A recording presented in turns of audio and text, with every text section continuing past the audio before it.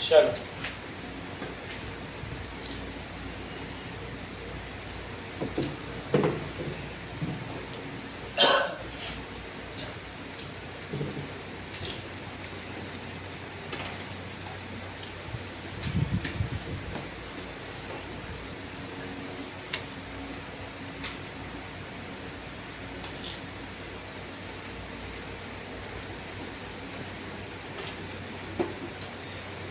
थोड़ा सा पहले का बता दूं, बस फिर मैं शुरू कर देता हूँ। अब देखिए, anything which is used by human is called resource, correct? Anything which is used by human is called resource. If it is found in nature it is called natural resource. If it is made by human then it is called man made resource. और कुछ semi artificial भी होते हैं कि nature से लेके कुछ बनाया, हम तो नेचर से लेके कुछ ना कुछ बनाएंगे। चलिए, तो ये जो रिसोर्सेज होते हैं ये कई तरीके से क्लासिफाइड है। So classification of resources, resources biotic भी हो सकते हैं, दैट इज जैसे कैटल, फ्लोरा एंड फाउना, जिनमें जान होती है, यानी एनिमेट। एनिमेट का मतलब क्या होता है? लिविंग। जो लिविंग रिसोर्सेज हैं उनको बायोटिक कहेंगे। ऐसे भी रिसोर्स हो सकते हैं कि abiotic resource. Abiotic resource, human capital भी एक रिसोर्स है। ह्यूमन कैपिटल एक रिसोर्स है। इसके अलावा इकोनॉमिक्स में अगर तुम देखो तो लैंड, लेबर, कैपिटल, तो उसमें लेबर भी एक वर्ड आता है जिसमें skilled labour and unskilled labour है, वो भी तो रिसोर्स ही है ना? आता है कि नहीं? एंटरप्रेन्योर जो लोग चलाते हैं बिजनेस। तो ह्यूमन कैपिटल का मतलब है इंसान एक खुद पूंजी है। अगर वो एक इंजीनियर है, डॉक्टर है, तो क्या वो पूंजी नहीं है? समझ में आ गई बात कि नहीं? और इसके अलावा लेबर, चाहे वो स्किल्ड हो या अनस्किल्ड हो। एबायोटिक क्या होता है? It is inanimate. इनएनिमेट का मतलब नॉन लिविंग। तो जो नॉन लिविंग है उसमें कुछ भी आ सकता है, रॉक्स, मेटल्स, फॉसिल फ्यूल्स भी आ जाएगा, सोलर एनर्जी, वाटर। तो ये this is the categorization on basis of origin.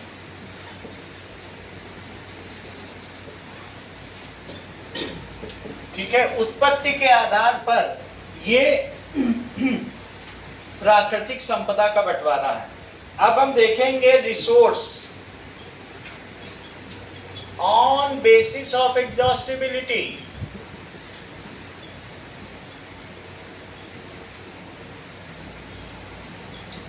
कि क्या वो रहते हैं कि नहीं बने रहते हैं। That is renewable, that is inexhaustible. और एक है एग्जॉस्टिबल, तो इसको नॉन रिन्यूएबल भी कह सकते हैं।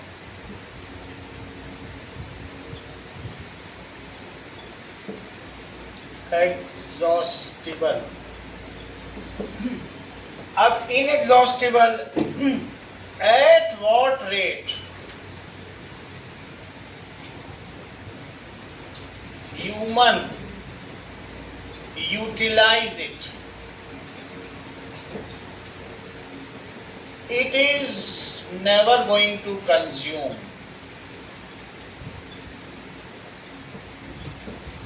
Consume या exhaust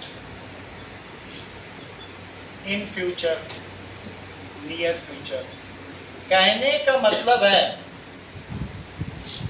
कि the rate of replenishment is more than rate of consumption. तुम जितना पानी इस्तेमाल कर रहे हो नदी का, उससे ज्यादा पीछे हिमालय से पिघल के आ जा रहा है। तो रिवर वाटर वैसा हो गया। लेकिन ऐसे में अगर तुम इसको एक्सप्लॉइट करना शुरू कर दो, मैंने यूज वर्ड लिखा है, यूटिलाइज, एक्सप्लॉइट करोगे तो रिन्यूएबल भी एक दिन नॉन रिन्यूएबल बन जाएगा। तुम पूरी यमुना का पानी गंदा कर दो, ड्रेनेज कर दो, वो नाली बन के रहेंगे, फिर वो नॉन रिन्यूएबल।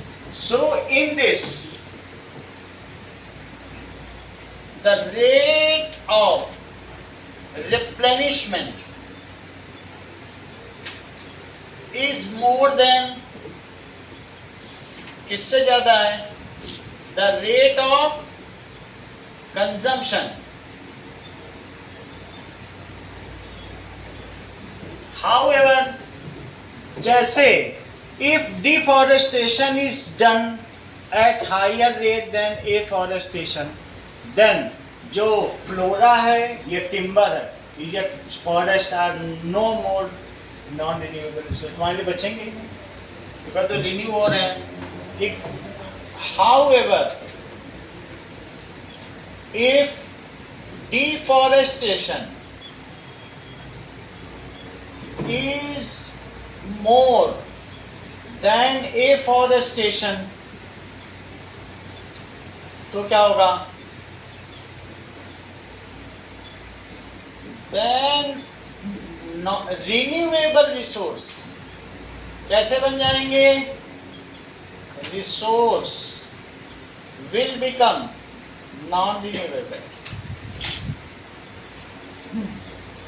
Non-renewable कहने का मतलब है, Gandhi ji has said there is sufficient on earth for everybody's need, but there is insufficient on earth for individuals greed. एक व्यक्ति के लालच के लिए अर्थ पे कम पड़ जाएगा, और अर्थ में इतनी संपदा है कि सबकी पूरी पूर्ति कर सकते। एक पर्सन की ग्रीड नहीं पूरी कर सकते, लेकिन सबकी वो कर सकते। ये गांधी जी ने कहा।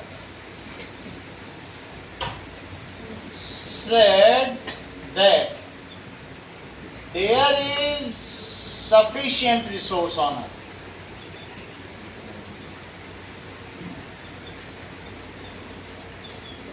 On earth for everyone's need, but insufficient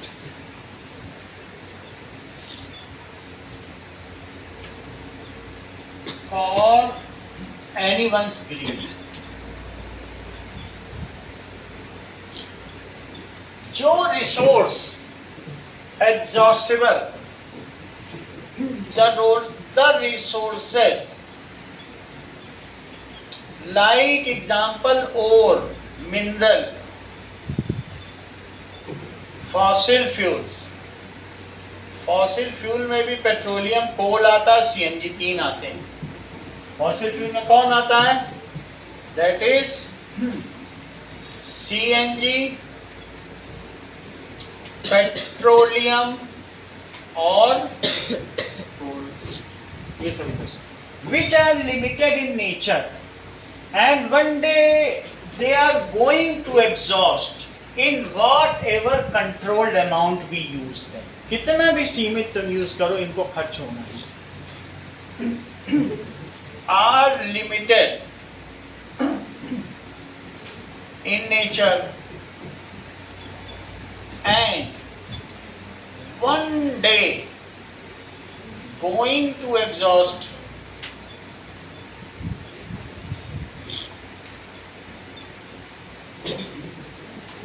in whatever country, no matter, कोई भी मतलब नहीं है, no matter what limited amount we use them.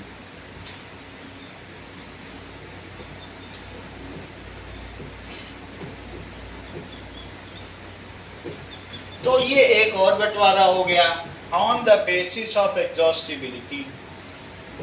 Resources को on the basis of ownership हम 4 भागों में बांट सकते हैं, वो भी देख लीजिए। जो रिसोर्सेज हैं, प्राकृतिक संपदा, तो इसको प्राकृतिक भी हो सकती है, मानवीय भी हो सकती है, मैन मेड भी हो सकती है, लेकिन जो भी हो, ये ऑन बेसिस ऑफ ओनरशिप भी बांटे जा सकते हैं।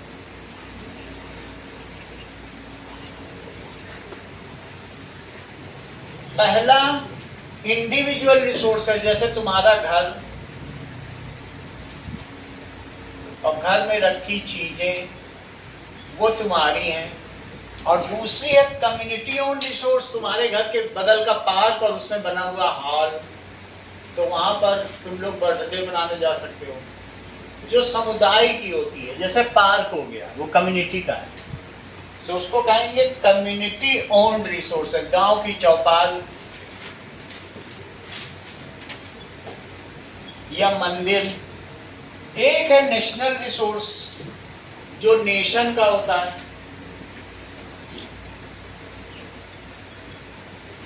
और चौथी चीज है दैट इज इंटरनेशनल रिसोर्स। इन सभी को समझें, इंटरनेशनल रिसोर्स कहने का मतलब है कि it is owned by individual. जैसे फार्म लैंड किसी की जमीन हो सकती है, हाउस हो सकता है, यूटेंसिल्स हो सकता है, ज़्यादा इसमें समझना नहीं, जो इंडिविजुअल के पास है। कम्युनिटी ओन्ड में क्या क्या हो सकता है, जैसे ब्यूरियल ग्राउंड, कहीं दफन कोई करा जा रहा है, burial ground. Park, grass land, कहीं पर ग्रास लैंड है, वहां पर सब लोग अपने मवेशी चराते हैं, कैटल्स की ग्रेजिंग कराते हैं, तो ये सब हो सकता है। Village pond, public park, village pond, public park हो सकता है, और भी कुछ भी हो सकता है, पार्क, ये सब हो सकता है। नेशनल रिसोर्सेस क्या हो सकते हैं, that is the resources which belongs to nation। किसी कम्युनिटी का नहीं है। जैसे इंडियन रेलवे,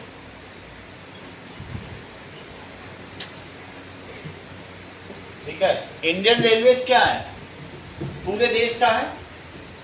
इसी तरह और क्या चीज है, समुद्र से 12 मील की दूरी, कोई भी कोस्टल रीजन से 12 मील की दूरी तक के समुद्र में तुम फिशिंग कर सकते हो। 1 मील में 1.5 किलोमीटर होता है, इतना 12 माइल तक अगर कोई तुम्हारे एरिया में आ गया शिप, तुम उसे गोली मार सकते हो, बम से उड़ा सकते हो। तो कोई भी रीजन का 12 माइल, 12 नॉटिकल माइल, नॉटिकल का मतलब रेडियल डिस्टेंस, तो कहीं पर भी जैसे यहाँ रेडियल हो गया। सो द सी, ठीक है, up to 12 nautical miles near the land is the property of that nation. उसके बाहर इंटरनेशनल रिसोर्स, यहां से कोई पूछेगा, ये इंपॉर्टेंट है, लिखो sea up to 12 nautical miles near coastal area. इसमें तुम फिशरी कर सकते हो, कुछ भी कर सकते हो, कोई हस्तक्षेप नहीं कर सकता। यहाँ पे बॉम्बे हाइस भी है, यहाँ खनन हो रहा है, पेट्रोलियम निकाल रहे हैं अडानी अंबानी सब वो काम कर रहे, समझ आ गया कि नहीं। तो ये सब भी इसमें किया जा सकता है, वो तुम्हारी प्रॉपर्टी है। जबकि इंटरनेशनल रिसोर्स क्या है, फिर भी इसके आगे भी कोई तुम्हारे घर के पास आए तो 200 किलोमीटर तक तुम रोक सकते हो। 200 किलोमीटर तक, ये नहीं कि 12 पे आया था तो 12 मील ही बचे, संकट तो मेरे वहां, वो तो घुसाते चले आ रहा है शिप लेकर संकट। 200 किलोमीटर की छूट। हाउएवर दैट इज 200 किलोमीटर्स में ये जोन है, इसमें तुम बहुत बड़े काम नहीं कर सकते हो, लेकिन यहाँ भी ये तो तुम्हारा है ही है, और ये एक्सक्लूसिव इकोनॉमिक जोन है। यहाँ भी फिशरी, तुम्हारे मल्लाह जा सकते हैं, इसे भी क्या कह सकते हो बोलो, एक्सक्लूसिव इकोनॉमिक जोन। अगर दो देश आसपास हैं तो फिर इनमें बंटवारा होता है, वो यूएन में जाना पड़ता है कि भाई ठीक है इतना तुम ले लो, तुम्हारी टोटल एरिया कितना है तो तुमको कितना मिलेगा। एरिया देख के बात मानी जाती है। ये नहीं कि छोटे देश को भी आधा आधा नहीं होता, फिर टोटल एरिया के हिसाब से होता है टोटल पॉपुलेशन। इसके बाहर का जो रीजन है 200 kilometre, beyond 200 kilometre, it is the international sea. ये क्या माना जाएगा? International sea. And it comes to international resource. ये पूरे विश्व की संपदा है, इसमें कोई भी जहाज जा सकता है और वहाँ कुछ मिलेगा तो पूरी दुनिया में बटेगा 190 देशों में, 193 देशों। सर जैसे अभी आपने बताया कि अगर कोई कंट्री है और साइज से मैटर होता है कि कितना उनको ये मिलेगा। अगर हमारे साइड में ही चाइना होता है असम्पशन में, तो पॉपुलेशन देखते या साइज ज़्यादा देखते? अब उनका अपना जो भी होगा, लेकिन वो देखेंगे कि भाई कितना साइज है, उनका अपना पैरामीटर वो मुझे भी पढ़ना पड़ेगा, लेकिन वो ये सब कुछ देखते हैं। इक्वली नहीं डिवाइड किया गया हमारे बांग्लादेश और श्रीलंका के बीच में कि जो है कि वो इक्वली डिवाइड, वो देखते हैं कि कौन सा देश बड़ा है, किस मामले में देखेंगे, वो उनका अपना पैरामीटर, वो मुझे भी देखना पड़ेगा। लेकिन international area that is the ये any sea beyond 200 nautical miles comes under international sea. ठीक है, is the property of international sea. Any sea beyond 200 nautical miles from coastal area, from coastal area of a country, इसको हम मानेंगे it is international resource. So any ship of any country can sell in it. ये oceanic resource है। In this what ever comes that is oceanic resource. Now resource sir अगर दो country के बीच में कोई सी है और उन दोनों कंट्री के बीच में 200 नॉटिकल माइल्स का डिस्टेंस है, तो फिर वो किसका होगा? किसका होगा? 12-12 मिल जाएगा और फिर जो बचा है उसका बंटवारा होगा। वो सब यूएन डिसाइड करता है, उसका एक रूल बना हुआ है, बंटता है, फिर बड़े देश को ज़्यादा मिलता है, हमेशा ऐसा होता है। 200 और 12 के बीच में कोई भी 12 तक तो तुम्हारा बिल्कुल वहाँ पे तुम बिल्कुल नेवल गार्ड सब कुछ रख दो। अब 200 तक तुम्हारे मछुआरे जा सकते, 200 तक तुम, ये नहीं है कि 200 तक गोली नहीं तैनात कर सकते। तो 200 तक अगर कोई आ रहा है तो तुम उसको बार बार चेतावनी दोगे, ये मेरा एरिया है, ये मेरा बिजनेस जोन है, तुम मत आओ मत आओ, और आगे आगे वो फिर भी बढ़ता चला जाएगा। और जब तुम सतर्क हो जाओ, 12 पे आए गोली मारो। समझ आई बात कि नहीं? जब तक ये हम ईरान का जहाज यहाँ से निकला था तो तुरंत अमेरिका सतर्क हो गया। 3 लोग आए थे हमारे यहाँ काम करने, अभी ईरान और यूएसए का युद्ध चल रहा। 12 से बाहर आते उसने धड़ाधड़ गोली मार दी, एक को मार गिराया, 2 फिर से घुस गया वहाँ पे जाके, दैट इज कालीकट, अभी उसको क्या कहते हैं, विशाखापत्तनम में चले गए। हमको शरण दे दो भैया, पीछे से मार रहा है, 2 बच गए। एक बोला हम तो गुजर जाएंगे, लेकिन अमेरिका ताक में था, उसके तो बहुत बड़े वो है ना, दैट इज शिप्स हैं, उसमें एयरक्राफ्ट तैनात रहते हैं, उससे मार। That is resources on the basis of development. 4 तरीके के हैं डिवीजन ऑन द, कितना विकास हुआ on the basis of development.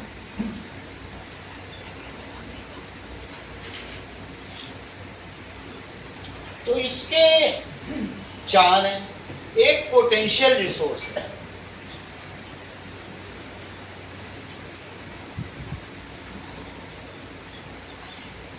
Potential resource का मतलब है कि we have found resources in region, we have found, वो संभावित है संपदा, resource in region but not yet utilized, but not yet utilized। अभी हमें भारत को दूसरे देशों से तेल मिल रहा है तो हम इस्तेमाल कर रहे हैं, भारत की जमीन के अंदर उससे ज्यादा तेल है। अब वो बीकानेर और जगह जगह से अब वो निकालने की शुरुआत कर रहा है, क्योंकि अभी इमरजेंसी लग गई। उससे भी ज्यादा देश है जो खाड़ी देशों के पास है, लेकिन उसने कभी निकाला नहीं।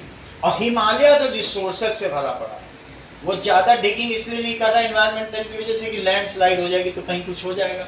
However if the machine is well developed, कोई ऐसी मशीन हमको मिल जाती है जिससे कि हम उसे प्रोसेस कर सकें, सब कुछ कर सकें, तो हम उसे निकालने भी लग जाएं। अभी हमको दूसरे देशों से मिल रहा है तो हम उस पर ज़्यादा खनन पे खर्च क्यों करें? माइनिंग जमीन के अंदर से निकालोगे तो माइनिंग कहलाएगा, जमीन के ऊपर ऊपर खोदोगे तो क्वेरिंग कहलाएगा। जैसे ये पहाड़ है ना यहाँ पर मकराना के मंडोर के पास, संगमरमर के पहाड़, तो वही स्टोन निकालता वो क्वेरिंग है। और जमीन के अंदर घुस के खोद के कोयला निकालो तो वो माइनिंग है। तो दो अलग अलग वर्ड है, एक क्वेरिंग है, क्वेरी में उत्खनन, इसको क्या कहते हैं? उत्खनन। ऊपर ऊपर से करोगे तो उत्खनन, और माइनिंग का मतलब क्या होता है? खनन। अगला देखो,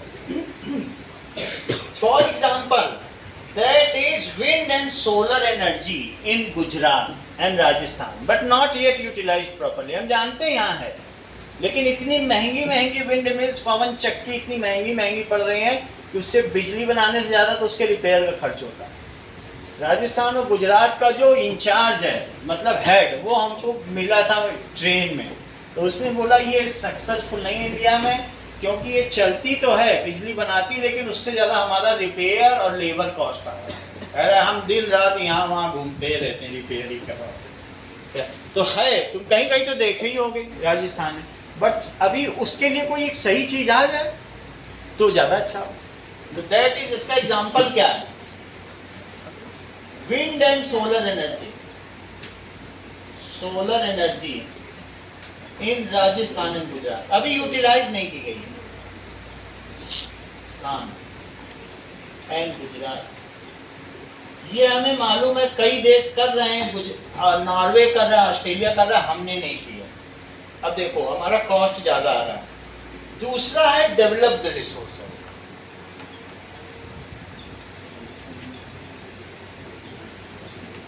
डेवलप्ड रिसोर्सेज में क्या आता है? जिसकी सर्वे कर ली गई है, क्वांटिटी क्वालिटी सब पता कर ली गई है, और हाउएवर, ठीक है,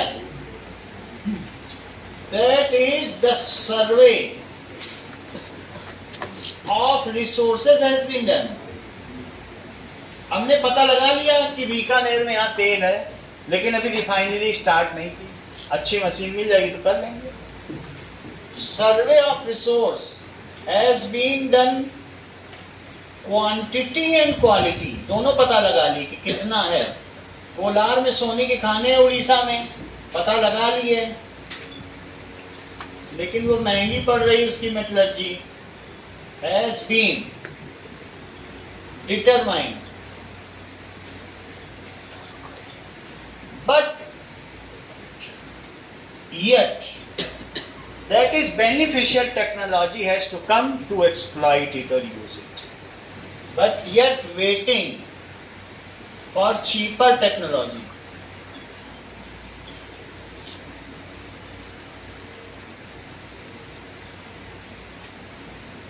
To exploit it. अच्छा, दूसरे देशों में ये बहुत पहले कर लिया, हमारे देश में 50 साल कांग्रेस की सरकार रही, तो वो जब तेल खरीदती थी, कुछ खरीदती थी, तो उसकी पत्ती बनती थी 5% 10%। उस लालच में उसने इंडिया में कभी इन्वेस्ट ही नहीं किया। इंडिया के जो भी साइंटिस्ट आगे बढ़ते रहे, करीब 200 साइंटिस्ट को मरवाया गया, उसमें से 180 का श्रेय तो इंदिरा गांधी को ही जाता, और उसमें होमी जहांगीर भाभा भी थे। अमेरिका ने कहा कल ये मर जाने चाहिए, तो अभी तो हमारा भाई वहाँ पर है, तो उसको अंदर की बातें सब पता है। BARC वो चेंबूर में है। तो ऐसे बड़े बड़े साइंटिस्ट मारे गए। इसरो कभी काम ही नहीं कर पाए जितना आज कर रहा है। कहीं चंद्रयान भेजा है, अब इनको पैसा दिया जा रहा है, अब हम लोग अमेरिका के अधीन नहीं हैं। तो इस तरीके से तुम्हें भोपाल के कांड की घटना में पता होगी, भोपाल में 1 लाख लोग मरे थे जब मीथेन गैस का 20 साल पहले। तो जिस व्यक्ति का वो था मालिक था, जो प्रॉपर्टी थी, उसको राजीव गांधी ने स्पेशल यान में बैठाल के अमेरिका के राष्ट्रपति के पास भेजा, बोला जॉर्ज बुश, हमने तुम्हारे आदमी को तुम्हारे यहाँ सकुशल भेज, जिसको जेल होनी चाहिए, फांसी होनी चाहिए, उसको वापस। इतना हम लोग उन पे चलते थे, लेकिन अब नहीं हो रहा है ऐसा। ठीक है, तो अब धीरे धीरे भारत तरक्की कर रहा है। पहले हमको ये लगता था पत्ती मिल जाएगी सामान खरीदेंगे, अब हमारे यहाँ सब होगा तो हम क्या करना है? पत्ती क्या होता है सर? परसेंटेज। तो वो लोग अपना स्विस बैंक में 2 लाख करोड़ 4 लाख करोड़ सबके नाम से जमा है आराम से, उसी से तो उत्पाद मचाते हैं जितने इधर उधर होते हैं। हड़ताल होता है सबको 1000 रुपए दे देते हैं, चलो हमारे लिए हड़ताल। सेकंड समझ में आ गया? तो एक ऐसे हमने पता कर लिया कहाँ क्या है, लेकिन अभी वो चीज है दैट इज हम लोगों ने विश्व बैंक से IMF से 2 लाख करोड़ रुपए सिर्फ इसलिए लिए देश के विकास के नाम पे लिए और स्विस बैंक में जमा करा दिया, और मोदी अभी तक भर रहा है। मतलब अगले 15 साल के लिए लोन ले लिया, और वो लोन किस ले लिया? हमें अपने अकाउंट में भरना है। अब मोदी टैक्स लगा रहे हैं, पेट्रोल का दाम बढ़ा रहे हैं, क्योंकि वो चाहते हैं भारत लोन फ्री हो जाए, कम से कम हम फिर इंडिपेंडेंट हो पाए। इतने लालची लोग। अब देखिए एक ऐसा समय भी आ गया था कि हमें अपने डॉलर गिरवी रखने पड़ गए थे। चंद्रशेखर आजाद प्रधानमंत्री थे, वो हमारे समय की बात है। हमारा सब रिजर्व खत्म हो गया था। उन्होंने एड्रेस किया था नेशन को आके, यूट्यूब में आप देख सकते हैं। अगला देखो, दैट इज स्टॉक। तीसरा समझो, अब स्टॉक है इसी का। स्टॉक का क्या मतलब है कि material present in environment which have the potential to satisfy human needs but human do not know। तुम्हारे हाइड्रोजन है, तुम जानते ही नहीं हो कि हाइड्रोजन ट्रेन कैसे चलाई जाए, अभी तक तो नहीं जानते, अब चलाने लग गए। तुमको मालूम है कि हाइड्रोजन से बहुत कुछ हो सकता है, सबसे ज्यादा कैलोरीफिक वैल्यू मीथेन से ज्यादा, लेकिन उसको रखना, कंटेन करना, ब्लास्ट हो जाए तो और खतरा, लेकिन उसको अब हम करने लगे। स्टॉक का मतलब है कि हम जानते हैं कि अगर फॉसिल फ्यूल खत्म हो गया तो आगे हाइड्रोजन से ही हमें काम करना पड़ेगा। So material present in environment but human do not know, human do not know how to utilize it. अगर कभी ऐसा आ जाए, how to utilize it. Example अभी तो मैं यही लिख देता हूं, हाइड्रोजन गैस। अभी भी बहुत सारे देश नहीं जानते हैं, ये अभी नॉन कन्वेंशनल है। जब सब यूज करने लगेंगे तो कन्वेंशनल हो जाएगा। कन्वेंशनल का मतलब अब घरेलू, जो सबको आता हो। लेकिन फिर अगली बात देखो, रिजर्व्स कुछ आरक्षित होते हैं, सब तुम नहीं यूज कर सकते। तुम्हारे पूर्वजों ने तुमको दिया है तो तुमको भी अपने आगे अग्रजों को देना है। तो पूर्वजों से मिला है तो क्या सब खर्च कर दोगे? खा पी के बराबर कर दोगे, अब तुम्हारे अग्रज के लिए कुछ नहीं छोड़ोगे। So there are some resources that can be put into use, reserves with help of existing technology. Resources can be used by existing technology. Technology, लेकिन example coal mining, extraction of petroleum, ये सारा है। Coal mining, extraction of petroleum, लेकिन but it's mining is regulated so that it remain retained for forthcoming generation। हम नहीं कर रहे हैं, हम कर सकते हैं, लेकिन उसको रेगुलेट कर दिया गया है, उसकी सीमा निर्धारित कर रही नहीं, इससे ज़्यादा नहीं करना। सर तो सस्टेनेबल डेवलपमेंट का यही है सस्टेनेबल डेवलपमेंट, सतत पोषणीय विकास की अवधारणा गांधी जी ने दी थी। उतना ही विकास करो कि तुम्हारे आगे वालों के लिए चीज बची रहे। But it's mining is regulated so that it remain retained, बचा रहे, remain for forthcoming generation।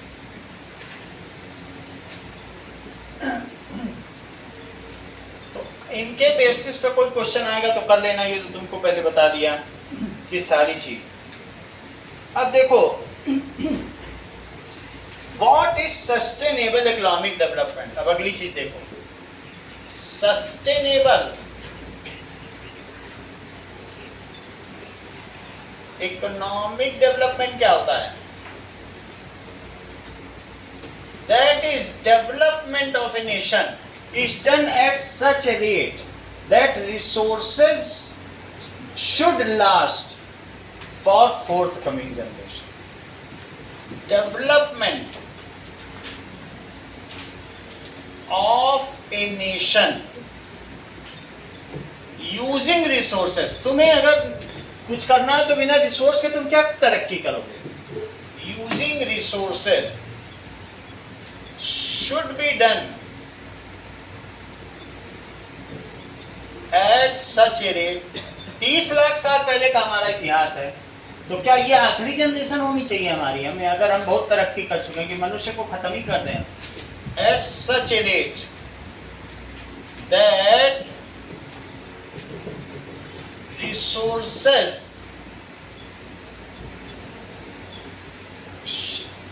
should last for forthcoming generation। आगामी पीढ़ियों के लिए ये बचे रहें। We should use resources, utilize, but do not exploit। हमें उसको बर्बाद नहीं करना। We should use resource, but should not exploit। ये नहीं कि नदी जा रही तो स्विमिंग पूल बना लिया घर के बाहर।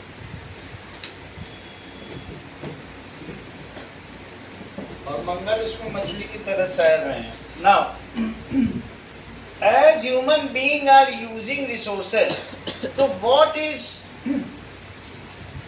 there is problems। अब problems देखो, which occurred due to use of resource।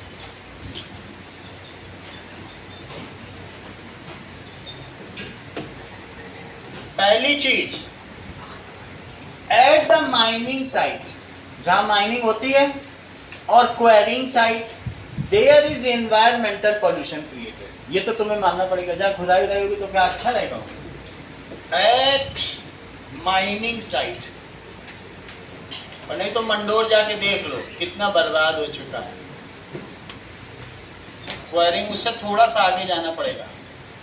Mandore Mandodari का घर है। Mining site and quarrying site, there is environmental pollution, degradation होता है। डिग्रेडेशन ये सही चीज नहीं है। दूसरी चीज, दैट इज दूसरा, resources get accumulated in few hands। resources get accumulated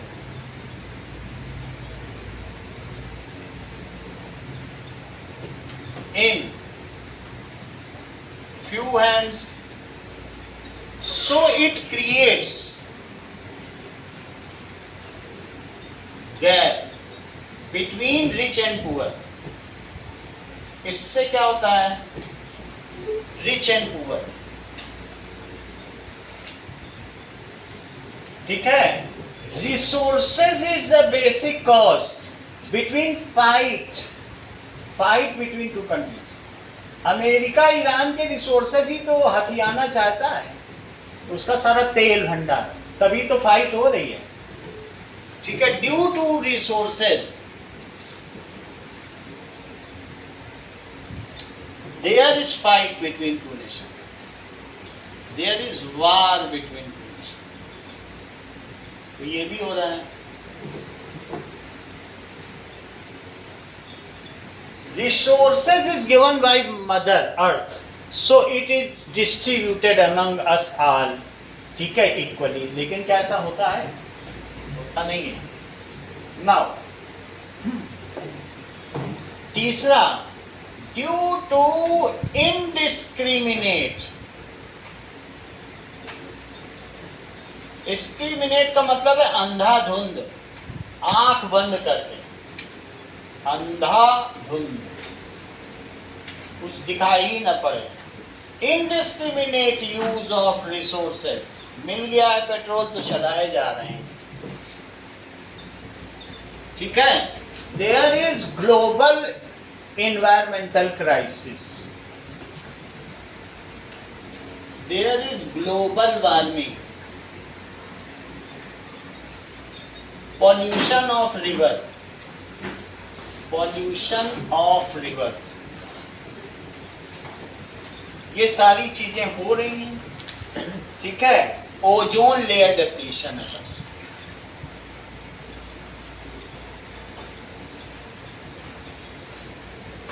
अभी मैं इसमें रिफर करा दूंगा, तुम्हारे बहुत सारे क्वेश्चन इसी में बेस्ड हैं, ये क्वेश्चन के आंसर भी हो जाएंगे और एक चैप्टर का चेक भी हो जाएगा। अब अगला देखो, next is Rio they Janeiro summit हुआ है इसके ऊपर, तो वो क्यों हुआ है और उसके क्या फाइंडिंग्स हैं? एक बार पोटेंशियल और डेवलपमेंट, क्या चीज? पोटेंशियल और डेवलप्ड रिसोर्सेज के बीच में डिफरेंस। चलिए, पोटेंशियल का मतलब है बट नॉट येट यूटिलाइज, सब कुछ कर दी गई है। डेवलप, जो डेवलप्ड रिसोर्सेज तुम इसको यूज कर सकते हो, लेकिन जो पोटेंशियल हैं वो उसको हमने अभी पूरी तरीके से यूज नहीं किया है। जैसे विंड एंड सोलर एनर्जी है, ठीक है, we have found resources but not yet utilize, ये यूटिलाइज नहीं किए गए हैं और ये फाउंड भी किए गए हैं, यूटिलाइज हो रहे हैं। सर तो इसमें तो लिखा but yet waiting for cheaper technology to exploit it. इसको देख लेते हैं।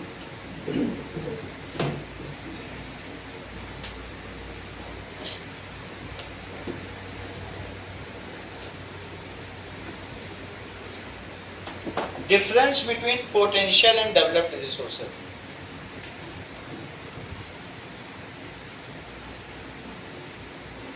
But not yet utilized, fully surveyed and currently being used by human। इसका सेंटेंस ठीक करो।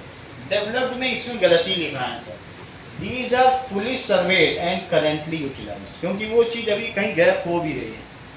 तो ये वाले में है कि भाई उसको हम यूटिलाइज नहीं कर पा रहे क्योंकि अभी आया नहीं है वैसा सिस्टम हमारे पास कि हम, सस्ता नहीं आया, महंगा तो है, लेकिन ये लिख लो, it is in currently use by human, इसको काट दो, इट इज करेंटली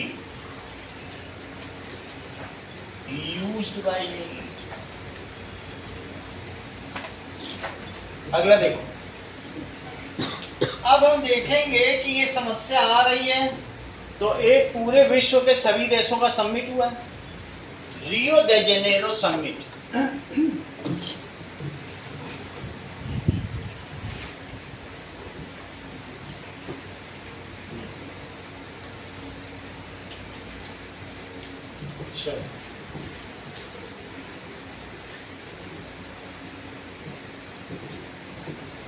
अगला पॉइंट है रियो दे जेनेरो समिट, ब्राजील में है, जेनेरियो समिट।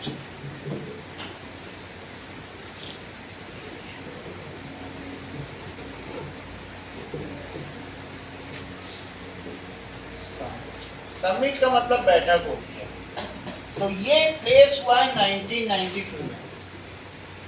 इसमें क्या बात की गई है? सो इन जून 1992, that is heads of 100 countries assembled in Brazil। In Brazil तुम्हें मालूम है साउथ अमेरिका में है, ब्राजील, साउथ अमेरिका, ठीक है। और इन्होंने क्या किया, to address environmental problem and socio economic development, to address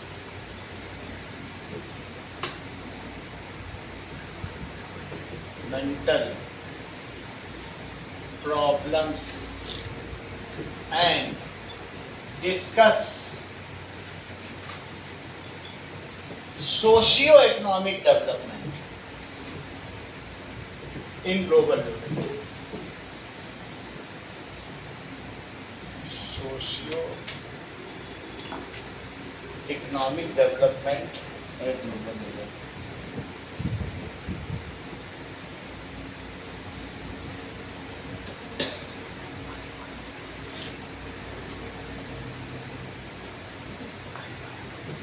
Riddhi, UNEP से तुम क्या समझते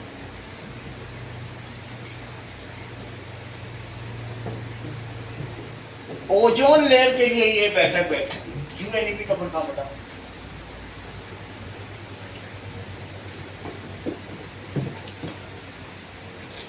बताओ।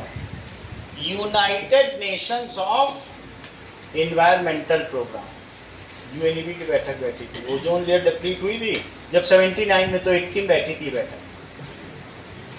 तो ये भी कई जगह पूछी जाती बात।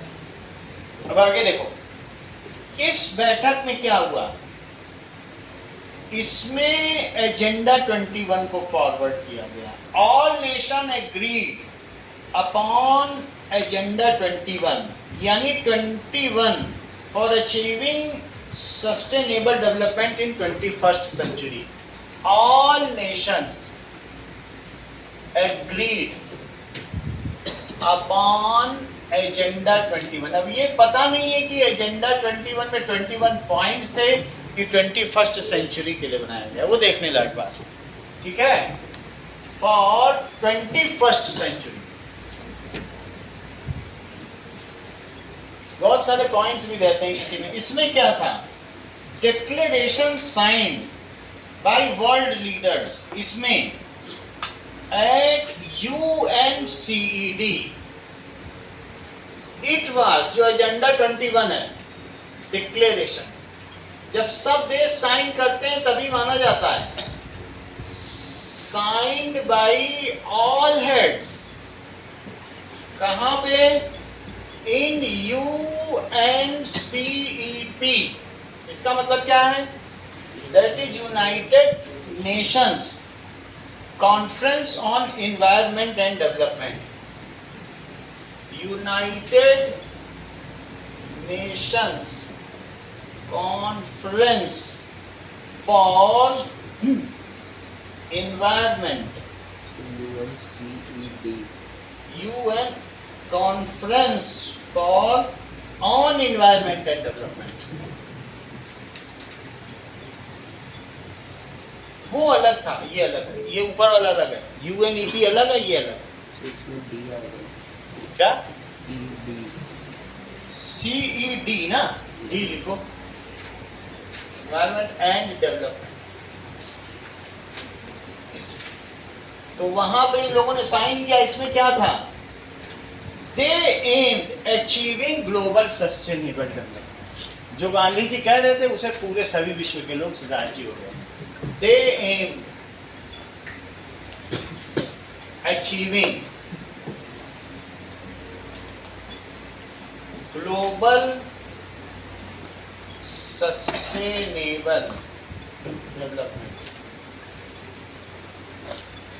लेकिन अमेरिका कभी इस पे चला नहीं, यूरोपियन देश इस पे कभी चले नहीं। तुमको मालूम है, अगर भारत का प्रति व्यक्ति 10% कचरा उत्पन्न करता है जो वेस्टेज है, हम लोग रीयूज, उसी तरीके से उसको क्या करते हैं, रिसाइकल, उसी चीज को, और क्या करते हैं, 3 रिड्यूस, अपना वेस्ट रिड्यूस करते हैं, उसको रीयूज करते हैं। लेकिन अमेरिका में ऐसा नहीं। अगर उनका एक बर्गर भी आएगा तो एक पैकेट में, फिर दूसरे पैकेट में, फिर तीसरे पैकेट में, फिर बड़ी सी थैली में तब बर्गर पहुंचता है। और हमारे यहाँ कागज में रख के समोसा खा लेते हैं। तो we are making very less waste. However, we are the 1/6 population of the world. लेकिन अगर देखा जाए तो 1/20th वेस्ट हम उसको प्रोड्यूस करते हैं, फिर भी इसी चक्कर में रहते हैं कि वो बिक जाए सामान। जो हमारा वेस्ट है उसको हम बेचने के चक्कर में ज़्यादा रहते हैं। ये बात समझ में आ गई कि नहीं? जबकि उन देशों में जो उनका एनर्जी का कंजम्पशन है वो हमसे बहुत ज़्यादा है, 4 फोल्ड ज़्यादा है। हम जितनी एनर्जी यहाँ यूज़ करते हैं ना, उनके यहाँ हीटर जलता रहेगा, लकड़ी जलती रहेगी पूरे कमरे में, पूरे हॉल में, वार्मथ के लिए बहुत सारा फ्यूल चाहिए क्योंकि पैसा बहुत है उनके पास। तो वो इन्वायरमेंटल डिग्रेडेशन ज़्यादा कर रहे हैं। लंदन की थेम्स नदी जो एक समय बहुत अच्छी थी, वो इस समय नाली के बराबर हो गई। वहाँ लोग नाक पे उंगली रख के अब पहुँचते हैं। और अमेरिका की तो ये हालत है कि उसने पूरी कैलिफोर्निया में 5 बार फसलें उगाई गन्ने की, क्योंकि वो उस गन्ने से पेट्रोल बनाना चाहता था। जो इथेनॉल की मैं बात कर रहा हूँ ना, जो इंडिया में चल रहा है, तो 5 फसलों के उगाने से उनकी जो जमीन थी उसकी फर्टिलिटी खत्म हो गई, इनफर्टाइल हो गई, और वो रेत में बदल गई। और रेत के गुबार ऐसे उड़े कि कैलिफोर्निया के जो बड़े बड़े शहर की 10वीं मंजिल थी वहां पहुंचने लगे। तो पूरा सिटी के सब लोग छोड़ के चले गए। आज वो घोस्ट सिटी कहलाता है, भूतों का शहर। सो these countries are making such summits only for developed nation. They want to enjoy all energy resources and all consultations are for developed nations. ऐसे देशों का कार्बन एमिशन सबसे ज्यादा है, तुम्हें मालूम है? हर एक के पास इंडिविजुअल कार है और एमिशन सबसे ज्यादा है। कैलिफोर्निया एक घोस्ट कंट्री है क्या? कैलिफोर्निया कैलिफोर्निया में ही हुआ था। तो तुम्हें मालूम है ना कि अगर ज्यादा कोई फसल उगाओगे, अर्थ को रिप्लेनिश का टाइम नहीं दोगे अपने रिसोर्सेज का, तो बंजर हो जाएंगे। ये चीज हो गई। जो हमारा अरावली पर्वत है, अगर अरावली पर्वत जानते हो, ये जोधपुर के पास ही जाता है, पाली के पास, ये ना होता तो ये रेत उड़ उड़ के बिहार तक चली जाती, बिहार तक बंजर हो जाता। थैंक यू टू अरावली पर्वत जिसने इसको यही राजस्थान तक, जोधपुर तक उसके आगे भरतपुर, पाली सब हरे भरे, नहीं तो ये रेत उड़ उड़ के थार डेजर्ट को वहां पहुंचा देती, बिहार तक। अब आगे देखो, तो इस समिट में क्या हुआ? ऑल नेशन अचीविंग, ठीक है, they also agreed to fight against environmental damage. They also agreed to fight against environmental damage. कि भाई क्या नुकसान हुआ है। उस समय तो ओजोन लेयर पे भी छेद हो गया था, 79 में हो गया था, तो 80 में मीटिंग बैठी थी, इसमें भी बात जरूर हुई होगी, ठीक है, ये चीज है। और इसके अलावा fight with against poverty, disease, ये सभी चीज, and shared responsibility. Fight against poverty and disease, ये सारी चीजों के बारे में उसमें चर्चा होगी। इतना एक नोटबुक दोगे तो बहुत हो जाएगा। अब आगे देखो, हमको रिसोर्स प्लानिंग कैसे करनी चाहिए। हमारे देश में क्या है बताइए? नीति आयोग है, प्लानिंग कमीशन, उसका काम ही यही है कि रिसोर्स सब जगह अलग अलग हैं। लद्दाख एक कल्चरल लैंड है, वहाँ कल्चर है एक रिसोर्स, ठीक है कि नहीं? पहाड़ी है, वहाँ जाके लोग ध्यान करते हैं, वो सब करते हैं। पानी नहीं है क्योंकि प्लेट्यू है, प्लेट्यू में बादल जाएंगे तो बस वो निकल जाएंगे। तो इसी तरीके से है, कहीं पानी ज़्यादा है। बिहार में क्या ज़्यादा है बताइए? बिहार में कोयला ज़्यादा है, लोहा ज़्यादा है। तो बिहार में, उड़ीसा में हाथी ज़्यादा है। और वो प्लेनर एरिया, नदर्न एरिया कैसा है? Planar area. इसका फायदा किसने उठाया? जब पाषाण युग के बाद ब्रॉन्ज युग आया। ब्रॉन्ज कहाँ पे पाया जाता है? तांबा, अफगानिस्तान। ब्रॉन्ज युग कहाँ आया? तांबा युग, अफगानिस्तान। उसके बाद लौह युग कहाँ आया? मगध। बिहार में मगध है, पाटलिपुत्र, उनके पास लोहा निकला। उन्होंने कहा लोहे की तलवार से तो हम तांबे की तलवार काट देंगे। तांबा चल पाएगा क्या? Copper age. और उन्होंने कहा उड़ीसा के हाथी मंगवाओ और हमारे पास लोहे की तलवार और हमारी जमीन पे खेती, हम ही तो दुनिया के राजा हैं। और मौर्य साम्राज्य का ऐसा विस्तार किया कि हिंदू कुश से लेकर वो कलिंगा तक और जो नीचे है वो पूरा लास्ट तक, चोल चेदी पांड्या को छोड़ दो, वहां तक पूरा साम्राज्य, मौर्य जितना साम्राज्य आज भी लोग सोचते हैं कि वैसा भारत। क्यों? क्योंकि तीन चीज थी, लोहा, हाथी और प्लेनर नदन प्लेन्स, खेती की खेती। और क्या चाहिए? ये किसी के पास नहीं था, लेकिन बिहार के पास है, जमशेदपुर के पास, बोकारो के पास, झरिया के पास, जीत है पूरी दुनिया। ये समझ में आ गया तुमको? That is against. तो रिसोर्स प्लानिंग हमें कैसा करना चाहिए? कोई देश किसी में अलग है, झारखंड बोला हमारे रिसोर्स तुम यूज कर रहे हो लालू यादव और हमको बिल्कुल गरीब बनाए हुए हो, हमारे सारे पेड़ काले काले हैं, हमने हरे पेड़ देखे नहीं जिंदगी में, तुम यहाँ से निकाले जा रहे हो, पूरा काला पेड़ देख रहे हैं, हमारे बच्चों के चेहरे काले हो गए, अलग करो हमको। झारखंड अलग हो गया, तो रिसोर्स किसी के यूज करोगे और उसकी तुम तरक्की नहीं करोगे तो क्या होगा? वो अलग हो जाएगा प्लान। यही चीज है। तो इसलिए प्लानिंग कमीशन है, रिसोर्स प्लानिंग।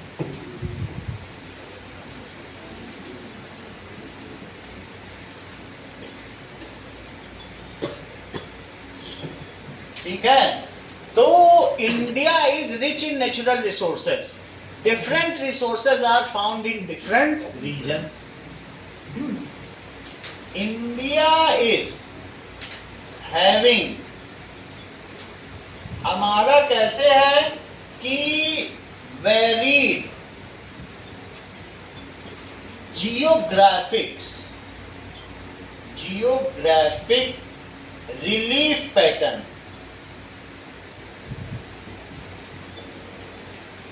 मतलब टोपोग्राफी भी कह सकते हो कि कहीं पे नदियां हैं, ठीक है, वेरीड जियोग्राफिक है या वेरीड टेरेन है, तुम्हारी जो मर्जी कह दो, तुम लोग तो ज्यादा जानते हो इंग्लिश के बारे में, तो तुम्हें जो कहना हो तो रिलीफ पैटर्न बोल दो, टोपोग्राफी बोल दो। एग्जाम्पल रिवर्स, आइलैंड, सब कुछ तो है हमारे यहाँ, प्लेट्यू भी है। एग्जाम्पल क्या है?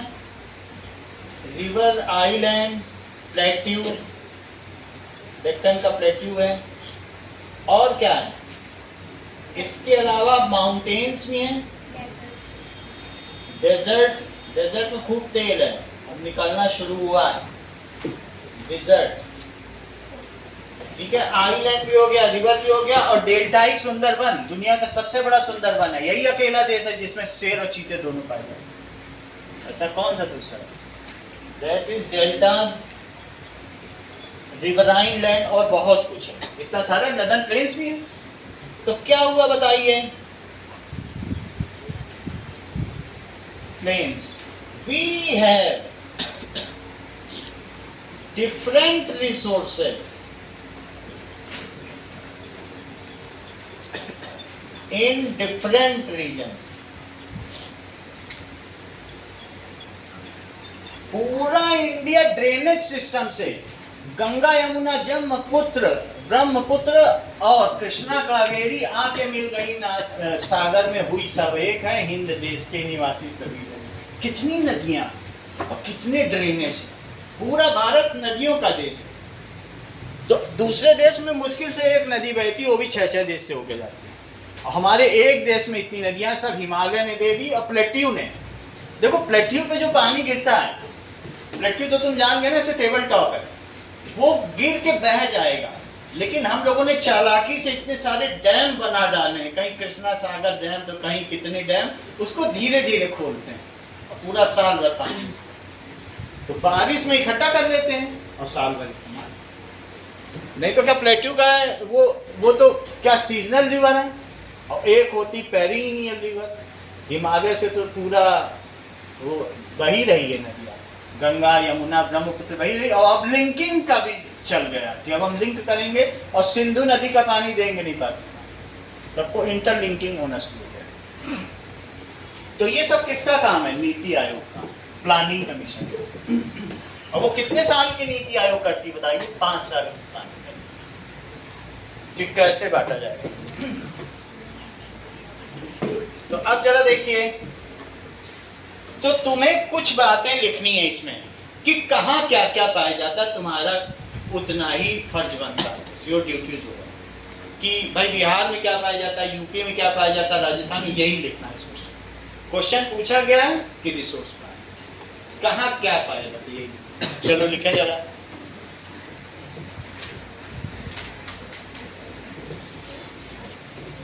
तो जो डेक्कन प्लेट्यू है उसकी रिसोर्स प्लानिंग करेंगे। डेक्कन प्लेट्यू तुमको मालूम है किससे बना है? जब बाहर से, ये तो तुमने छोटी क्लास में पढ़ लिया होगा कि गोंडवाना लैंड का एक हिस्सा आके यूरोप में मिला, ये तो पढ़ा है कि नहीं पढ़ा? तो जाके टेक्टोनिक प्लेट टकराई तो हिमालय बन गया, और इसी में वोल्केनो था गोंडवाना लैंड में, वो कई लाख साल तक होता रहा और ये पूरी जमीन उठा के रख दी इसने। तो ये बीच में प्लेट्यू बन गया। क्या बन गया? क्योंकि जमा होता गया बेसाल्ट या जो भी मैग्मा है, मोल्टन मैग्मा, और इतना काला पत्थर है कि उसी पत्थर से राम मंदिर की राम मूर्ति बनी है। दक्षिण के सारे मंदिर में काले देवता, वो पत्थर ही इतना ज्यादा वैसा चमकदार, उससे घर बना लो तो समझो ऐसी ग्रेनाइट है, पूरा डेक्कन ब्लैक ग्रेनाइट। अब आगे देखिए, तो हमारे यहाँ पहली चीज, द स्टेट ऑफ झारखंड, कहाँ क्या क्या है? स्टेट ऑफ झारखंड और कौन कौन से? छत्तीसगढ़ और Madhya Pradesh.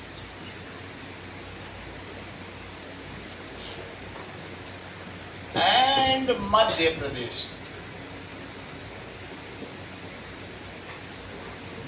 Are rich in minerals and coal, ये सब चीज यहाँ पाई जाती हैं। इसके अलावा दिस इज अरुणाचल प्रदेश में क्या है? Has abundance. अरुणाचल प्रदेश में हम लोग चाइना के नीचे, चाइना सबसे बड़ा डैम बना रहा है कि अरुणाचल प्रदेश को डुबो देंगे, हमने उसी के नीचे काउंटर डैम बना दिया कि तुम पानी छोड़ोगे तो हमारे डैम से हम लोग। समझ आई? तो अरुणाचल प्रदेश में जो ब्रह्मपुत्र नदी आती है उससे बहुत ज्यादा इलेक्ट्रिसिटी पैदा होती है। अरुणाचल प्रदेश क्या कर रहा है बताओ? Has abundance water resource. Abundance, जो 7 सिस्टर्स हैं वो पूरी पूरी ग्रीन है, जंगल जंगल है। abundance water resource,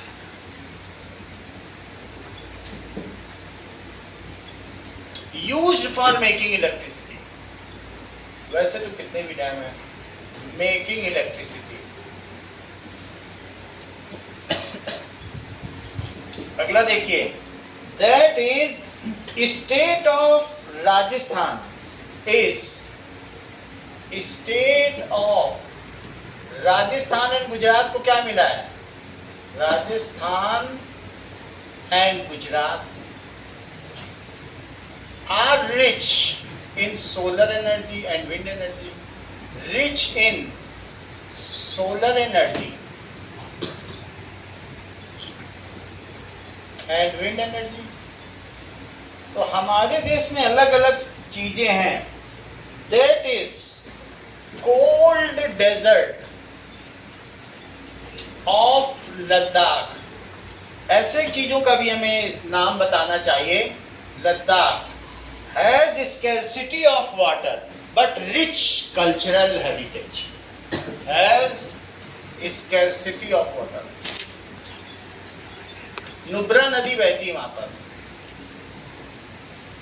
वाटर, उसमें मैं क्रिकेट भी खेल चुका हूँ। That has scarcity of water but rich old, वो जम जाती है क्या है उसमें, ठीक है, फिर उसमें क्रिकेट खेलो, बट ठीक है, रिच कल्चरल हेरिटेज। बहुत डर रहता है करने के लिए, लेकिन खेलते थे हम लोग। Ways of conservation of resources. अब जरा देखो, यहां तक की तो तुमको पता चल गई है कि रिसोर्स प्लानिंग इन इंडिया कैसे की जाती है, ये तुम्हें पता चल गया। Resource planning in India is a complex process. किससे क्या लोगे, किससे क्या दोगे, कॉम्प्लेक्स प्रोसेस है कि नहीं। In India is complex process, क्योंकि हमारे बहुत वेरीड टेरेन है प्रोसेस। अब जरा देखिए, इट इन्वॉल्व्स आइडेंटिफिकेशन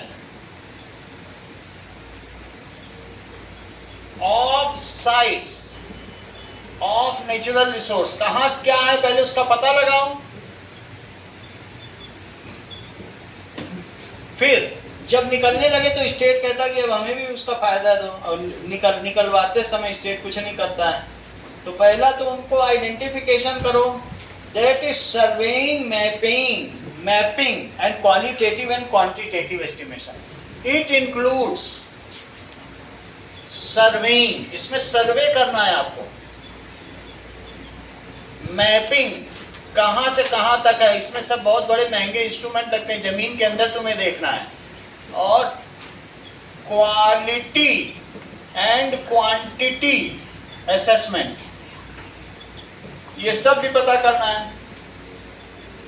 तो ये सारा काम इंडिया का जो नेशनल कोई लेवल का होगा वही करता होगा। दूसरी चीज, using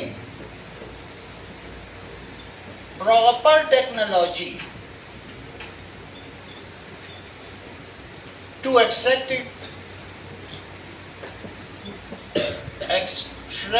it, which may cause minimum environmental damage। देखो, environmental damage तो जरूर होगा, लेकिन मिनिमल हो, मिनिमल environmental damage। तो हमें इस बात का भी ध्यान रखना होगा। इसके बाद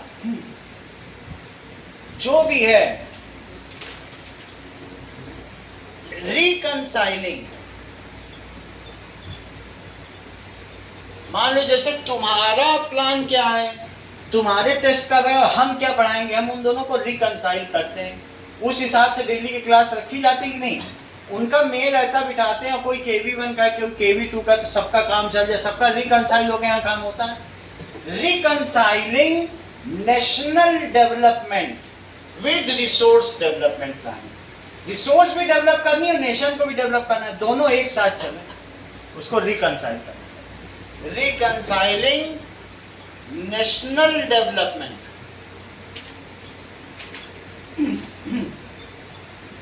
with resource development।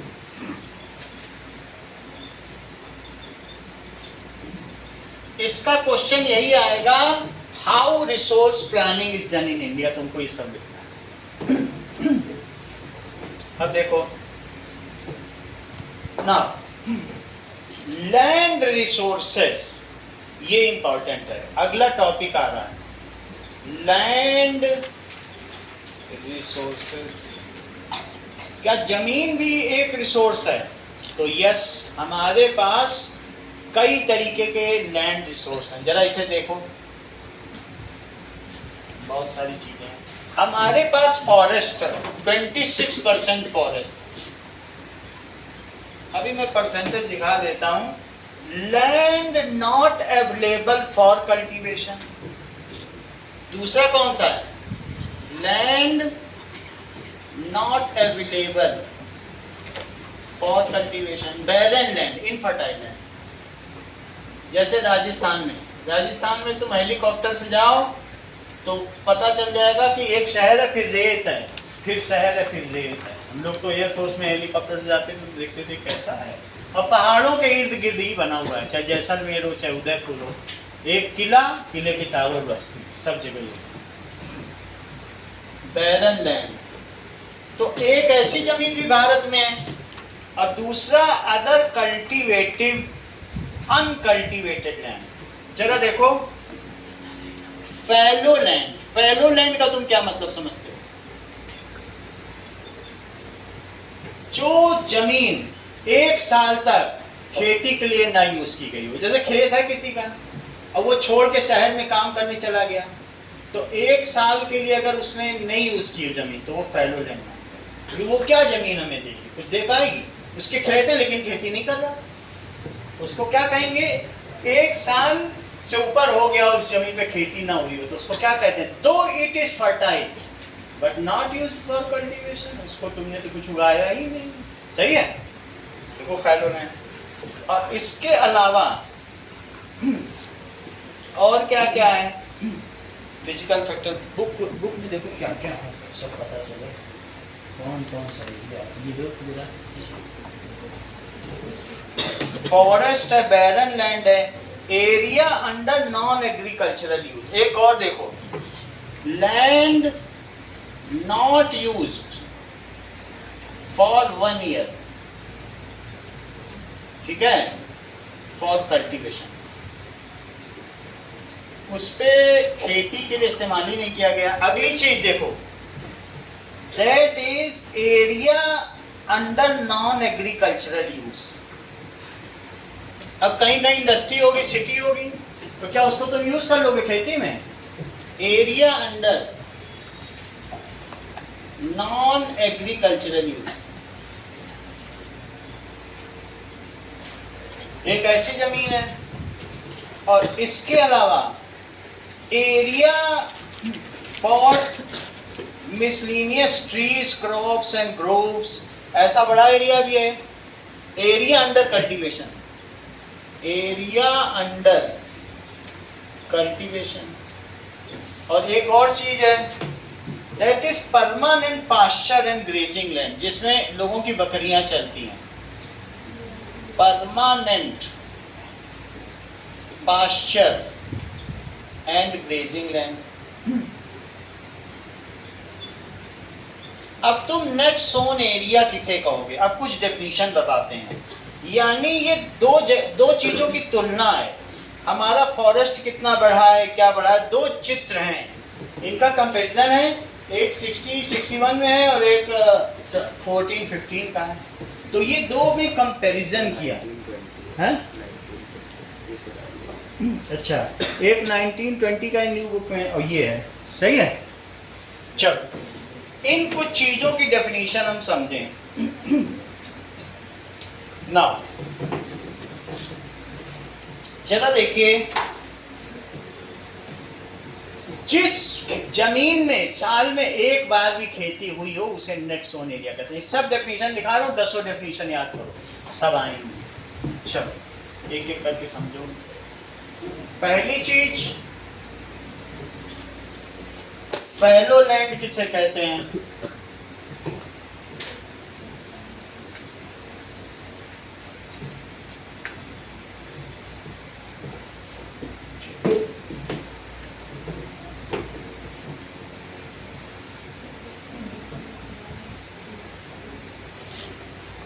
Okay, fallow land लिखिए स्वाति।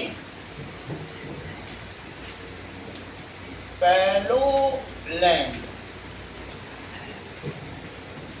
दैट इज, एक होती है करंट फैलो, एक होती है other than current fallow.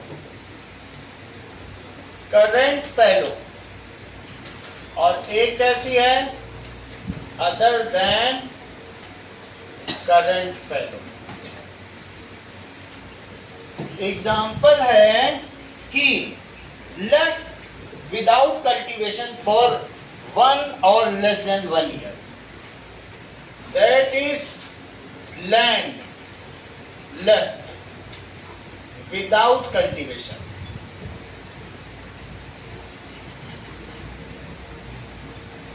for 1 year or less। land, इसको क्या कहेंगे? That is current fallow। और अदर देन करंट फैलो क्या होगा? Land left without cultivation for more than 1 year to 5 years, for 1 to 5 years, that is other than current fallow. बोल बात समझ आई? एक अभी अभी छोड़ी गई है और एक 5 साल से छोड़ दी गई। 5 साल से छोड़ दोगे तो उसमें भी बहुत मेहनत करनी पड़ेगी, उसमें आसान नहीं है फिर इतनी जल्दी खेती करना। तो वो फर्टाइल तो हैं? होगी, मतलब उसमें उग तो जाएगा ही। भूख तो जाएगा बट तैयारी बहुत ज्यादा करनी पड़ेगी, ठीक है कि नहीं? तो that is other than current fallow. Weeds ये सब बहुत ज्यादा हो जाते हैं। 5 साल तुम जमीन छोड़ दो, वो इतनी घास है, इतने बीज होंगे, तुम परेशान हो जाओगे वो घास और बीज निकालते समय। एक तैयार मिट्टी है, उसमें तुम वीड हटाते रहते हो, लेकिन 5 साल में वो पास्चर लैंड बन जाएगी, तो तुम क्या करोगे उसका? बहुत मेहनत करनी पड़ती भाई।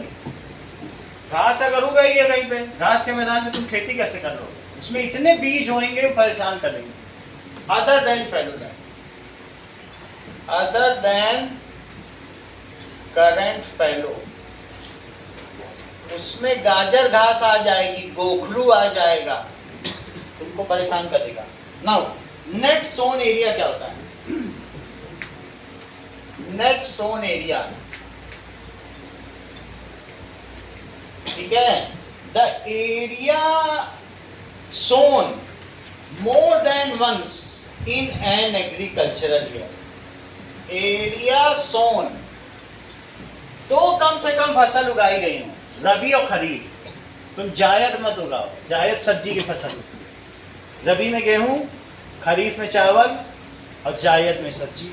रबी ठंडी की फसल, तो रबी कब होती है बताओ? दैट इज विंटर में। विंटर में क्या उगता है? गेहूं, व्हीट।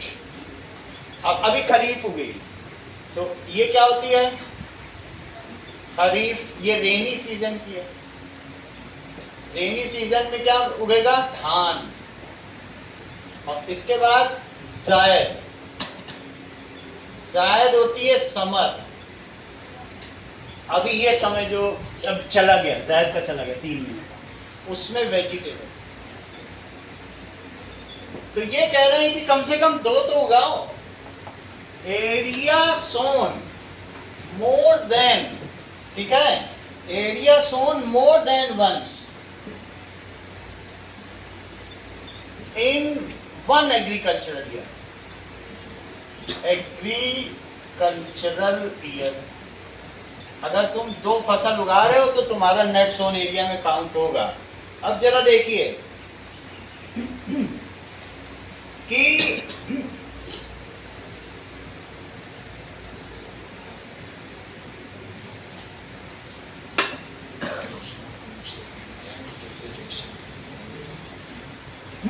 देखिए लैंड एग्जाम क्वेश्चन पूछा गया, what is land degradation and how you counter it. Question क्या पूछा जा रहा है? What is land degradation,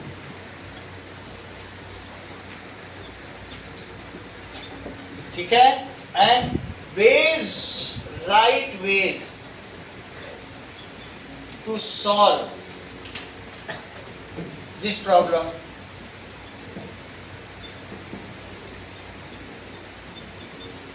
answer, जैसे मृदा अपरदन, सॉइल इरोजन। लैंड क्यों डिग्रेड होती है? Due to flood soil erosion takes place. Due to flood soil erosion takes place, मृदा अपरदन।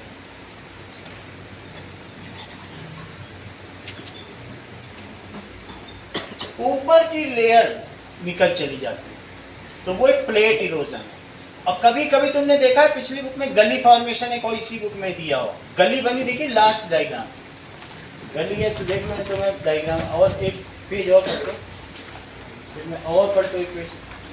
गली लिखी है कहीं? हाँ ये गली तो है ना, हाँ ये भी देख लो, गली फॉर्मेशन देखो कि कभी कभी क्या होता है ना, एक होता है प्लेट इरोजन, एक होता है गली फॉर्मेशन। ये देखो,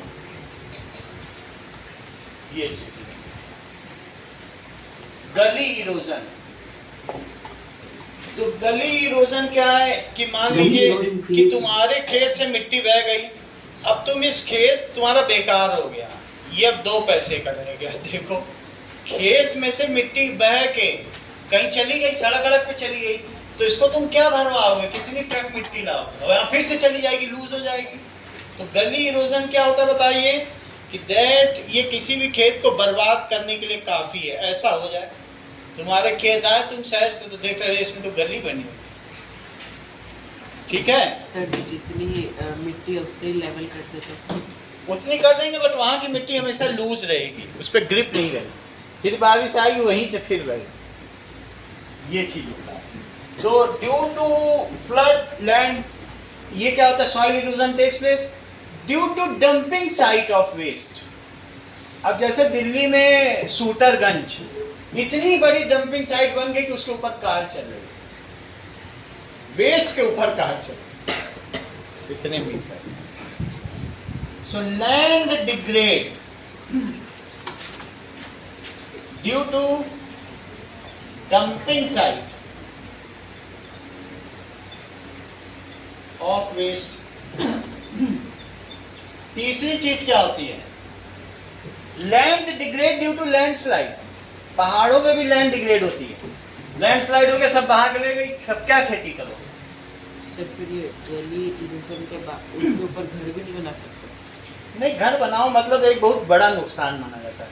तुम्हारे खेत में इतना चौड़ा गड्ढा हो गया, बनाओ जो बनाना है, लेकिन अब पानी तो जाएगा वहाँ से। वैसे भी नहीं, हैं? वैसे भी नहीं, क्या चीज, वैसे भी नहीं हो, अगर घर बना दिया तो धस भी सकती है, क्योंकि वो चीज उधर चली जाए।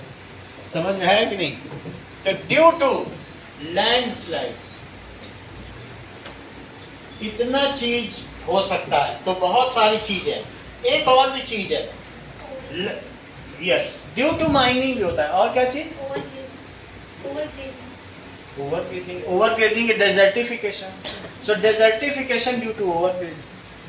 यहाँ काला हिरन को भगवान मानते थे, अब काला हिरन को सलमान खान पकड़ा गया ना काले हिरन के शिकार के लिए, यहाँ काले हिरन को बोलने लगे तुम कोपले भी खा लो, जमीन पर कोपल हो गई, सैपलिंग्स, प्लांटलेट्स, वो भी खा लिए। अब सॉइल इरोड हो गई, मिट्टी आती थी, अब पकड़ने के लिए घास ही नहीं थी, अंतिम घास तक इन्होंने अपने हिरन को खिला दिया। तो फिर ये हरा भरा राजस्थान का मैदान पूरा बंजर बन गया। सो दैट इज क्या हुआ, डिजर्टिफिकेशन ड्यू टू ओवरग्रेजिंग। क्या लिखोगे,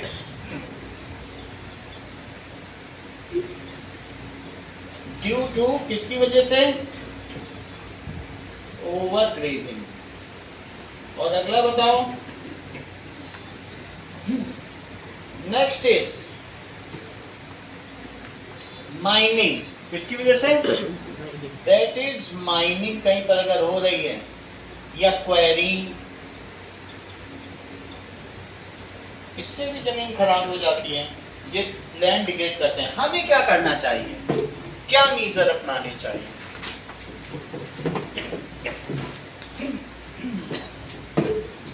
सी,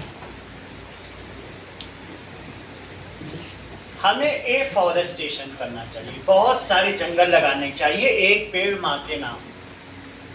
पूरी दिल्ली में 1/3 दिल्ली में ऐसे जंगल हैं जिसमें विदेशी पेड़ लगे हैं। अब उसको अमित शाह उखड़वा के देसी पेड़ लगा रहे हैं। विदेशी पेड़ों से हमको ऑक्सीजन नहीं मिलती है, तो जो बाहर के विदेशी लोग थे, जब अंग्रेज थे तो लगा गए थे, तो अब उसको वो पूरा एक बड़ा एरिया है जिससे दिल्ली में हमेशा टॉक्सिफिकेशन होता है।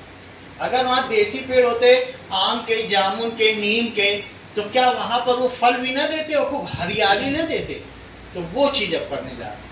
तो अभी तो इमीडिएटली 80 लाख पेड़ तो लगा ही रहे हैं। सारे बीजेपी के कार्यकर्ता को बुला दिया, बोला चलो पेड़ लगाओ। ये यही महीना है एक पेड़ माँ के नाम पे, वन महोत्सव मनाया जाता है ना। अब देखो, waste to solve problem,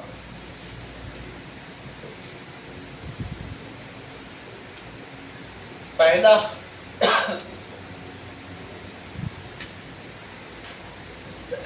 afforestation, दूसरा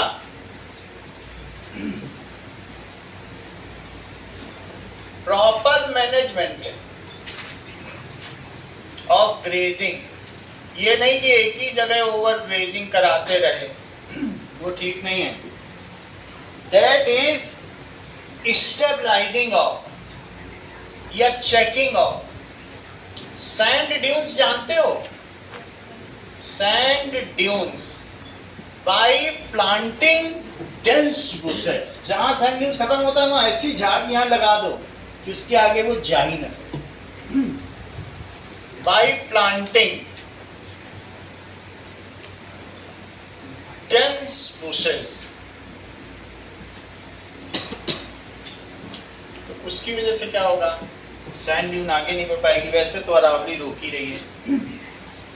नाउ मैनेजमेंट ऑफ वेस्टलैंड, कहीं भी कूड़ा मत फेंको।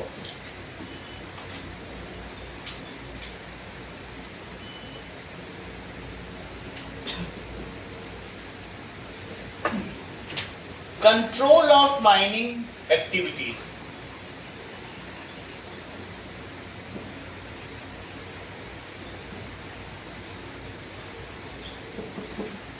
पांचवा छठा, इफ लैंड वाटर डेप्लीट्स। तुम्हें पंजाब का केसलेट पता है?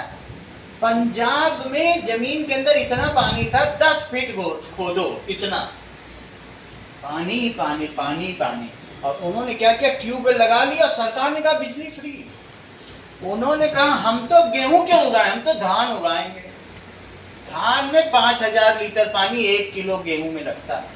5000 लीटर पानी चाहिए। तुम्हारा है ही नहीं वैसी जगह कि तुम धान उगाओ, लेकिन धान में मेहनत कम पड़ती थी, तो उन्होंने ट्यूबवेल लगाया, पानी भर दिए अपने खेतों को, धान उगाने लग गए, अमीर हो गए, करोड़पति हो गए। लेकिन जमीन का पानी ऐसा सूखा कि कितना नीचे चला गया, 60 मीटर, ये है 3 मीटर, ऐसा 20 मंजिल नीचे चला गया। और जब नीचे चला गया तो ऐसे क्रैक पड़े उनकी जमीन पे, नीचे से मॉइस्चर मिलता था, मॉइस्चर खत्म हो गया। ऐसे क्रैक पड़ेगा कि एक एक बाल्टी पानी टैंकर डालते थे, वो सब पानी नीचे चला जाता था। तुम्हारे खेत में रह पाएगा पानी क्या? Large cracks develop. इसके अलावा उन्होंने कहा हम अपनी फसलों को, इंसेक्ट को नहीं खाने देंगे, पेस्टिसाइड का स्प्रे करेंगे। क्या करेंगे? पेस्टिसाइड के स्प्रे से उनकी पूरी फसलें सुरक्षित हो गई। लेकिन उन फसलों को जिसने खाया, आज पंजाब का हर तीसरा व्यक्ति कैंसर से पीड़ित है। नवजोत सिंह सिद्धू की खुद की पत्नी कैंसर से पीड़ित। तो आप समझो किस प्रकार से इन्होंने एक्सप्लॉइट किया। अगर ऑर्गेनिक फार्मिंग करते और वाइजली यूज करते तो क्या ये डेप्लीशन ऑफ वाटर रिसोर्स हो पाता? सर कैंसर कैसे है? कैंसर कैसे हुआ? पेस्टिसाइड वाला खाते थे। अगर तुम वही है, हिट की बौछार, कीड़ों की मार करो और वही आम और सेब खाओ, तो क्या तुम्हारे अंदर वही चीज नहीं आ जाएगी? जब कीड़े मर सकते हैं, तो जो पानी में सब में तुमने खूब पेस्टिसाइड डाला, एक समय में अमीर हो गया, लेकिन उसका असर वहीं के लोग तो सबसे पहले वहीं के लोग तो वहीं फसल खाएंगे, दूर तो बाद में जाएगी। सब तीसरा आदमी कैंसर से। और अब रोज रो रहे हैं, सारी पूरे विश्व मतलब भारत में सिर्फ पंजाब के ही किसान हड़ताल पर बैठते हैं। तुमने देखा है? सरदार बदमाश आदमी है, अपनी सारी चीज खराब कर डाली, और अब जो है हड़ताल करें कि मुफ्त का दो। मुफ्त का कैसे दें? तुमने क्यों खराब किया? और मेहनती भी नहीं है, कामचोर भी, वो खटिया में लेटे रहते थे, वहां धान उग रहा है। अरे सरकार कह रही दूसरी फसलें उगाओ, वो आदत छूट गई। और दूसरे वाले लोग, फसल में तो इतना है कि तुम जितना लगाओगे 3 महीने में 3 गुना, इतना तो बैंक नहीं देता। बैंक 5 साल में दुगना करता है। तो अगर सही जो कर रहा है फसल, वो मजे में है, और लेकिन बदमाशी करोगे, आलस करोगे, तो होगा क्या? तो that is stopping ground underground water depletion. क्या चीज करी गई बोलो? Stopping underground water depletion. किससे? By rain water harvesting. ये सिस्टम तुम जानती हो? Depletion by rain water harvesting. ये भी करके किया जा सकता है। और इसके अलावा दैट इज प्रॉपर डिस्चार्ज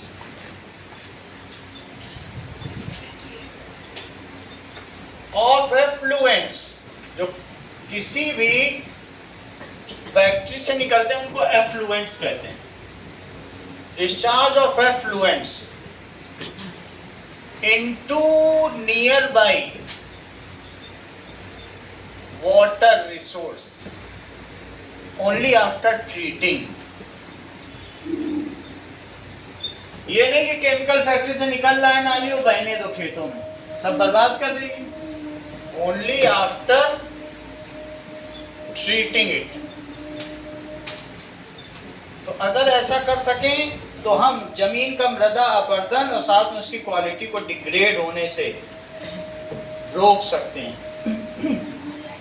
अब जरा देखिए कि हाउ सॉइल इज फॉर्म. ये एक इंपॉर्टेंट क्वेश्चन है कि सॉइल कैसे बनती है. सॉइल इज फॉर्म 5-6 लाइन का क्वेश्चन है और 3 प्रोसेस है, वो तीनों समझ. How soil is form.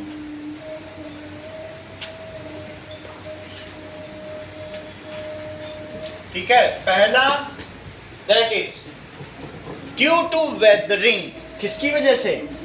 Weathering. Due to weathering. Weathering की वजह से होता है. बाई वाटर, एयर, इनकी वजह से. ध्यान दीजिए, water seeps inside cracks of rocks. पानी कहाँ चला जाता है? अब जब बर्फ जमेगी ऊंचाइयों पर, तुमने देखा तुम्हारी ट्रे में भी जो बर्फ जमती तो ऊपर उठ जाती है. तो वही बर्फ जब जमेगी पानी अंदर जाएगा बारिश के समय में, लेकिन वो क्रैक कर देगा. वो उसका वॉल्यूम बढ़ता है तो क्रैक कर देगा. अब क्रैक कर देगा तो रॉक चिप ऑफ होकर नीचे गिर जाएगी. इस तरीके से धीरे धीरे माउंटेन क्या होता है, नीचे गिरते हैं. फिर वो कोर्स ग्रेवल बनते हैं, फिर फाइन ग्रेवल बनते हैं, मोटी बजरी, महीन बजरी, और फिर वो मिट्टी बन जाते हैं एलुवियल सॉइल, दोमट मिट्टी. वो हम आगे बताएंगे सॉइल कितने तरीके की.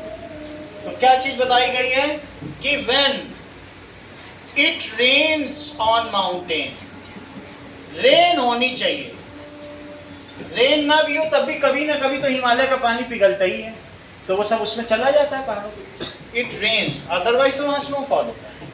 रेन्स ऑन माउंटेन में कभी भी रेन नहीं होती है. ठीक है. वाटर सीप्स और percolates inside rocks, cracks of rocks या crevices of rocks. Water seeps, परकोलेट्स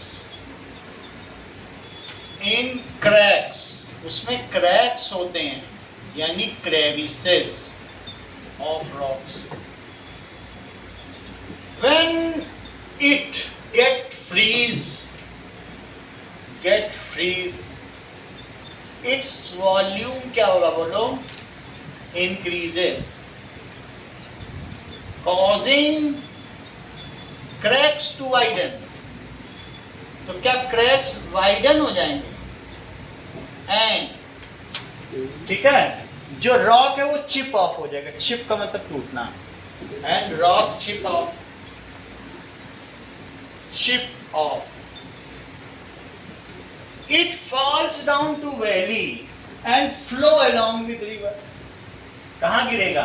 उसी को तुम पहले भांगर कहते हो, फिर भाभर कहते हो, फिर खादर कहते हो. क्लास 9 पे पढ़ा हुआ है कि नहीं सब कुछ? वही है. It falls down, ठीक है, to valley, and valley में आया, and roll along with. कहाँ रोल होगा बोलो? along with river. ठीक है. and ultimately forms alluvial soil. क्या बना देता? and ultimately क्या होगा? by journey of course gravel. एक कोर्स है भद्दा ग्रेवल, मोटी बजरी. फाइन ग्रेवल बनेगा, फाइन ग्रेवल. और फिर उसके बाद देन फर्टाइल सॉइल. तो पहली चीज तो ये हुई कि क्या बनाया इसने? वेदरिंग हुई, और वेदरिंग के बाद ये नीचे गिरा. नीचे गिरने के बाद इसने क्या किया, रिवर के साथ बहता रहा, तो इसमें फर्दर ऐसी स्थिति आ गई जैसे ये देखें।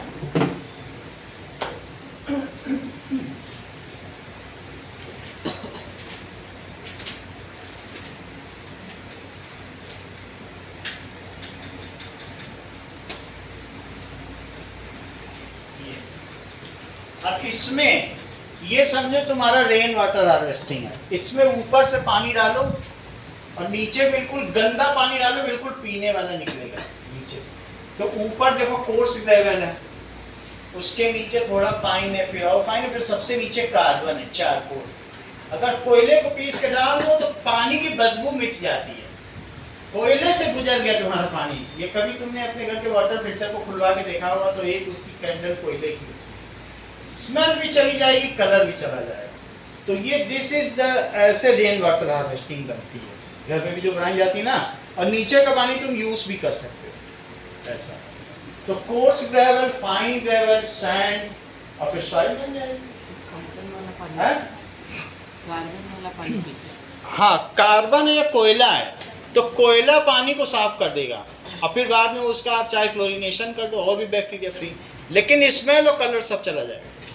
नई सड़क बनती है वहीं पे, तो उसके ऊपर देखो बिल्कुल तुम्हें अच्छा एटमॉस्फेयर दिखेगा, सब वो सोख लेता है, इवन एटमॉस्फेयर का पोल्यूशन भी सोख लेता है। दिख रहा है ना आपको? तो फिर कौन सी पानी ब्लैक नहीं हो जाएगा? नहीं नहीं, कोयला कहाँ ब्लैक करता है? कोयला पानी को थोड़ी ब्लैक करेगा। हाथ काले हो जाएंगे, लेकिन कोयले से मजाल है कि कुछ हो जाए। सर अगर अभी भी इसके अंदर पानी डाले तो फिर साफ पानी निकलेगा। हाँ, समय हो रहा है तो करके दिखा देते। समझ में आ गई बात की नहीं? ये छोटे क्लास में लोग खूब किए ही हैं, अमीर लोगों के तो प्रोजेक्ट है ये। समझ में आ गई बात आपको?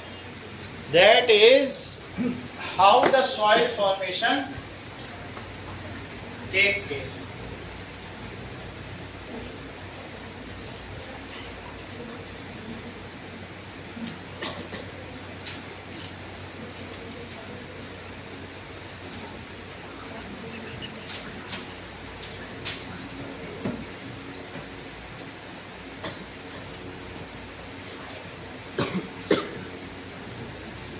इतना ही रखो आज के लिए, फिर हम बाद में आपको करा देंगे। कल भी यही करा है क्या? कल चला देते हैं इसी को, ये पूरा करा देंगे, सीरीज करा देंगे।